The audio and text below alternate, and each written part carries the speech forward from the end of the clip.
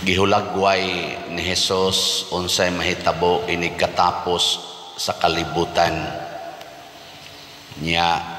Ganahan na mong matapos?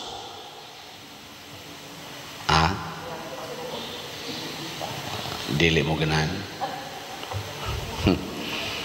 Kita ra ba gusto kita itutuloy? Di taganahan anang wakasan, itutuloy gyud.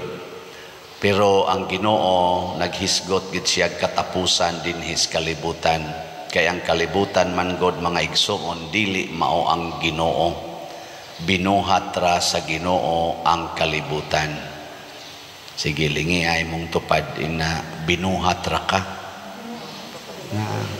Binuhat ra ka. Dili man ka maoy magbubuhat. Sa ato pa kay binuhat ra man lumalabay. Nabitay na nagbuhat og balay dinhi sa atong parokya para ilang kapuy-an. Nangaigo sa Bagyo, nangaigo sa Anay ug Agay-ay, nya wa sa sila'y kwarta karon 40 nagyong batias ilang balay. Nya ako isip mag-birthday karong November 24 sa akong ako ni rong giswayan og tabang nga ayo-ayo unta ang balay. Nya kamusang nipalit aning atong slot nga Sitio or Christ Transforming Union makatabang sad mo pag ayo sa balay. So naa na tay mga duha ka balay nga basig mahumana karong adlaw or ugma ba atong giayo. Nya daghan kaayo nga makapatandog nato kay nangaguba na ang balay kay lagi binuhat ra. So tanawa sa nang inyong naong, di balahi ang inyong naong sa una katong bag-o pa mong nadalaga, bagong naulitaw karon nag-anam nagkaguba, wa nay ngipon, yat-yat nagnaong, yat-yat nagsampot.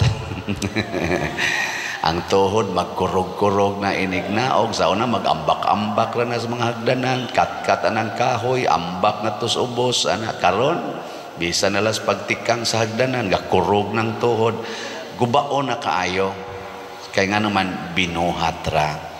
Muna ningingon si ang Ginoo ba niingon ni Hari Solomon diri sa unang pagbasa, kun magsigi tag higugma aning binuhat sa Ginoo, unya dili na ta mahigugma sa Ginoo, buang ta. Ang tao nga nahigugmas mga binuhat sa Ginoo sama aning kalibutan kana mga tubig, adlaw, bituon, tanom, mga bato, mga beauty sa kalibutan, niya mo na iyang gihigugma pero di siya kakita Ginoo, di siya mo ilag Ginoo tungod aning iyang mga nakita, buang ng tawhana. Kanang magsigig tanaw anang samin, magsigtanaw anang samin, hala sigig yung arrange anang iyang naong haron mo gwapa gyud kay siya pero di siya kapasalamat sa Ginoo nga naa siya naong, buang na.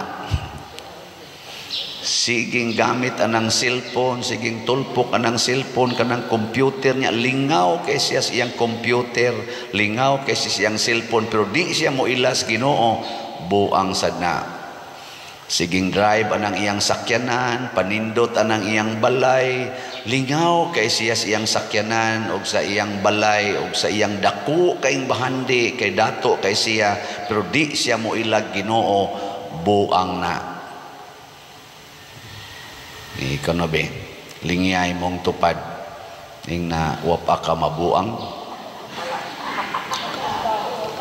nabuang sa kwarta, nabuang sa bahandi, nabuang sa gahom, kanang nagpinatyanay karon kay gusto na siya nga siya mo'y hari, siya gyud mo'y haod niya, patyon tika kung di ka mosunod nako, mo nang naggubat na, nangabuang na na, nalimot na nga kitang tanan mga binuhat lamang.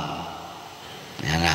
Kinsa may taong malinawon, kinsa man ang mga tao nga niilas Ginoo nga maoy magbubuhat, unya higugmaon ang magbubuhat, dili ang binuhat. Nguna sa atong tubag sa Salmo, ang kalangitan nagasangyaw sa himaya sa Dios. Ighangad datos langit, dili ta mag-ingon, la, kanindot sa panganod, hala, nagdancing sun. Ana, dili ta magsigig tanaw, ana. Ang atong tanawon, kinsay nag-arrange aning kawanangan, kinsa may author aning atong gitanaw nga mga may kaing pagka-arrange nga mga sapa o mga kabukiran. Original ba? Nga karon tanawa ang mga tao nga wa mo ilag Ginoo. Ang bukid gihimo ng mga balay. Ang tubig mudalos na nga ubos, ang mga sapa sa gipangsirad-an sa maayo, ni clog up ang mga drainage na naglunop na, naglandslide na. Kinsa may gabuhat ana? Ang tao. Ang mga kalasangan gipangguba ana, mao na nahimo ng gubaon ang kalibutan. Ug mao na kuyaw kayo. Ang mga santos, mga igsoon, makakita gid na sila sa Ginoo sa tanang sitwasyon. Si Kuan San Agustin ingon siya, dugay kay kung nakakita nimo Ginoo, tungod kay nalingaw kay ko sa imong mga binuhat. Wa ko kakita nga di aday kasud sa akong kasing-kasing. Ang akong nalingawan ang dihas gawas na imong mga binuhat. Ang mga santos kakita gid na sa Ginoo, labi na gyud diha sa kahimtang sa mga kabus o mga dinaog-daog, kakita gid ta Ginoo diha. Si kaila mong St. Thomas Aquinas, wa mo kaila, mga Santo Tomas dito sa akong giskwelahan sa University of Santo Tomas, mo na ilang sentro nga patron dito, si Santo Tomas de Aquino or St. Thomas Aquinas. Porting brighta ana niya, theologian, philosopher, usa na siya sa mga grabe ka bright. Nya na siya gitawag og 5 ways to know God. 5 ka paagi aron mailhan ang Ginoo dinhi sa atong nakita. Murabag gikan sa atong makita ngadto sa dili makita. Kay bawo mo sa iyang giingon nga 5 ka paagi nga mo'y mo remind niya nga naay Ginoo. Wa mo kibaw no? Naaram na sa Google, inyo ram nang i-click 5 ways of St. Thomas Aquinas. Ang una gyud kaning movement, kaning lihok ba? Para to mga bata, no? Lakaw sila ngadto, lakaw sila dire. Ningon si St. Thomas, kung naa gani mulihok, doon na gid nay nagpalihok. Nya kinsa man gyud udang mo palihok sa tanan. Para sa ni akong kamot nilihok man eh. Ang ako bang kamot mo'y hinungdan nga nilihok ni? Dili no. Unsa may nakapalihok ani akong kamot? Ha? Basig ang akong utok. Kaya na may mga kamot nga nag-ana na lang din amulihok. No? Basig di na connected sa utok, sa nerves. Ana, yang ako ding utok mo hinungdan. Nga daghan man dihang mga tao nga sama nako muhigda din aman sad maglihok kanang naasod sa lungon. Dili gid na ako. Ana ba? Doon na gid nagpalihok ana nga dili muhigdag lungon. Nya sa sige niyang investigate hangtod mo ending gid siya nga ang prime mover, ang una gyung mo palihok unya gasigi gini siya glihok maunay Ginoo. Inana ba? Giduka naman hinoon mo diha. Wa na mo'y lihok. Nya ang sunod kanang gitawag niya efficient cause. Doon na gyoy hinungdan nganong nahitabo ni. Gitawag niya cause and effect. Doon na hinungdan, doon na say epekto. Sama anang nganong ang imong kaldero nga gibutang og tubig, nibukal man ang tubig. Kay di ay kayo sa ilawom. O, ana. So muna, nya ngano man na nga kanang imong tupad, mao man ay iyang naong. Dili man na siya mo naghimo ana, do naghinungdan. So kining maong primary cause matud pa ni St. Thomas, mauna ang Ginoo. Munang niipikto ning tanan na ay bukid, na ay bituo, na tanan ng gawas ni duna ni siya'y source o mauna ang Ginoo. Cause, effect. Sa pamuntilain niyang giingon. Kana kunong possibility o necessity. Kanang necessity, pasabot, permanente gina siyang naa. Di na siya mahimong necessary gina. Sama ng galingkod mo ron diha. Kanang bangko nga inyong gilingkuran, unsa man na? Temporary or necessary? Di na necessary, mga guba ra na. Unsa may necessary diha? Nganong naamang kay gilingkuran? Tingali na ay kahoy. Ang kahoy, basta naalay kahoy, nagitay mahimong lingkuranan. Mga inana ba? Unya kay ang kahoy, mawa raman sad na siya.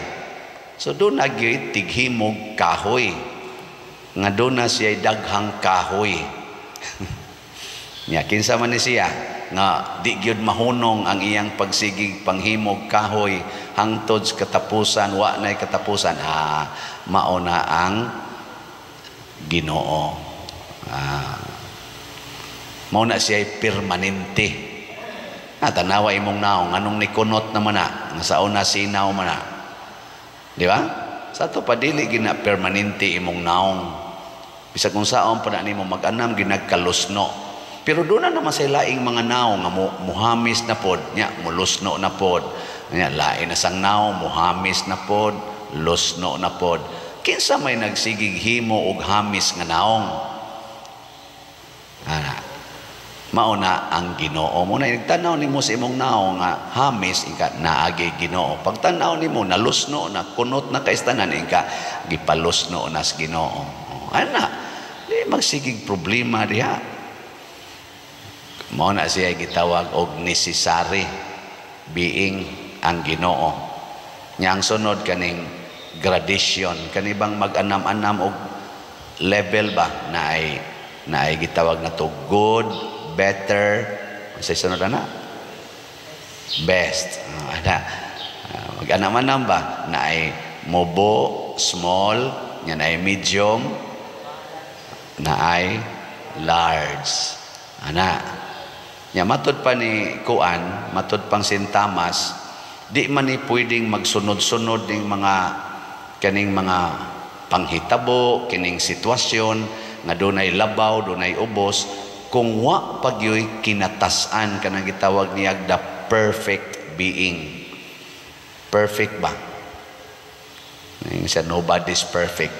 There is only one perfect being. Matud pang St. Thomas nga mo'y hinungdan nga magsigi gini og ka sakasaka ang atong kinabuhi og mauna ang Ginoo. So ay kabalaka kung ang imong anak karon buangon, gitawag na siya bad, og mopaduol ang kas Ginoo, basin ang bad mahimong good. Nyag mopaduol kas Ginoo, ang good mahimong better. Kay tuaman ang perfection imo mang gisunod, di mahimo sa nang perfect. Maubitan lang na ay mga ginikanan, moingon dayon ako padir ang akong mga anak di nagyod mabangbang portigyong wanay tahod. Anak ko, paduolas Ginoo, paduol lang. Kanang imong anak mamagnet ra sad na siya. Marawag magnet ba na. Mao na siya ang perfect being, mao ang Ginoo. Nya sunod kaning design, kaning mga design sa atong kalibutan. Kisa may nagbuot nga ang kana mga bato mo na iyang porma, nya tan-aw na to sa nature, mo to, wow, kanindot. Hala ka puti sa baybayon, ana rin tanong. Hala kanindot sa mga bato ang formation sa mga bukid, di ba? Why kamot nga naghimo ara? I know nasa gitang tog man-made beauty, pero lupig na siya sa natural beauty. kining beauty bisag ginagmay og dinagko matud pang sintamas nagkinahanglan ni og intellect. So do na permanently intelligent being nga diha ta ni ambit aning tanan natong mga intellectual capacity to design. Nya kining maong intellect nga kinadak-an nga intellect nga di mahuman og di gyud matapos mao ni ang Ginoo. Ingon na ba? Sige lingay imong tupad. Ingna kahibaw ko ang Ginoo mao'y naghimo nimo.